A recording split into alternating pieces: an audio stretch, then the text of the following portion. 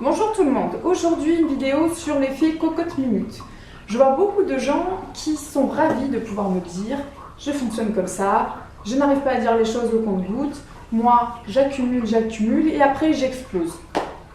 Bon bah, félicitations, vous avez conscience que vous avez un dysfonctionnement en communication, mais que vous êtes complètement satisfait de ce dysfonctionnement et que vous ne comptez pas du tout changer. Alors, c'est compliqué de changer, mais il faut avoir déjà la volonté de cette modification. Et ensuite, les choses pourront venir. Le gros problème de ce fonctionnement cocotte minute, c'est que la personne en face avec qui vous allez utiliser ce procédé va s'essouffler dans la relation, que ce soit en couple, en amitié, en famille, ou au travail aussi également. Donc, ce que je vous conseille, c'est de faire l'exercice sur des petites choses, pas des choses qui sont très importantes émotionnellement, mais de pouvoir faire remarquer à l'autre gentiment. Donc à vous de travailler aussi la bienveillance quand vous faites une remarque, qu'elle ne soit pas forcément négative et qu'elle parte de votre point de vue perso. Je pense que, on commence par je, on va pas claquer l'autre, tu as encore, non. Je pense que là, si tu pouvais ne pas mettre le pain à l'envers, parce que ça me dérange un peu, voilà, de mettre un peu d'humour, un peu de fantaisie. Voilà, le pain à l'envers, ça ne vous met pas dans une émotion catastrophique. Peut-être ça vous irrite, un exemple complètement stupide, hein, le pain à l'envers.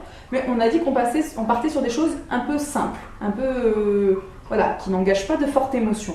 Parce que en fait, quand on est touché au plus profond de nous, beaucoup de personnes vont mettre une grosse carapace et bim, il n'aura pas vu que là ça m'a fait mal.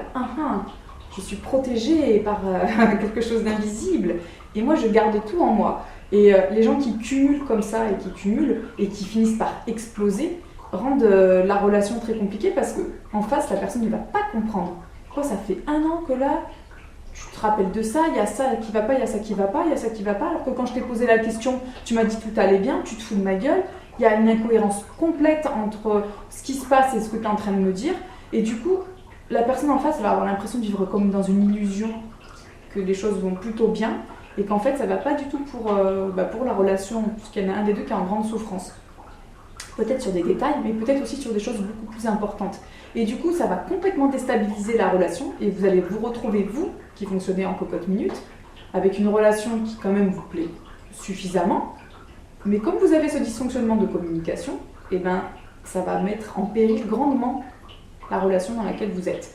Donc je vous invite vraiment à avoir conscience, à essayer de prendre conscience déjà de ce fonctionnement-là, de cocotte minute, et ensuite de vous dire comment je peux faire pour me défaire de ce fonctionnement-là. Ce que vous pouvez aussi mettre en place, c'est aussi en parler avec la personne avec qui ça pète souvent. En général, c'est le conjoint.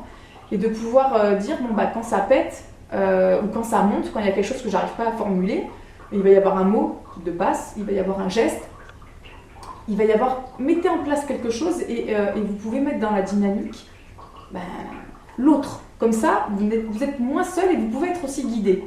Et la personne peut venir vous poser des questions ou vous laisser en retrait le temps que vous digérez, mais ensuite en parler.